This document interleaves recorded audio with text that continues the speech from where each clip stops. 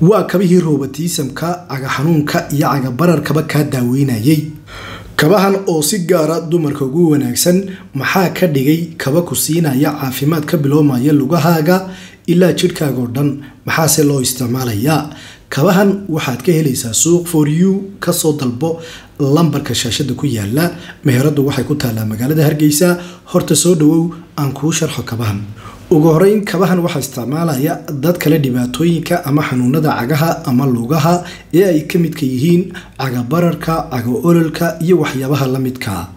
kabahan waxa kale isticmaalaya dadka doonaya nasasho iyo dareen masaaja gaar ahaan dadka raba kab ku haboon culeyskooda si ay caafimaad u dareemaan marka ay soconayaan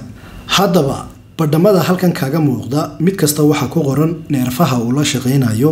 sida halkan kaaga muuqatana waa indhihii garbihii sanbabkii kaliyihii maskaxdii dabadii calooshii beeryaradii sanbabkii miskihii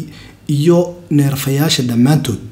ugu dambeyn kabahan oo kala lambara haddana haddii aad lambar weyn qaadato ama lambar yar qaadato labaduba way ku galayaan maxaa yeelay waxay leeyihiin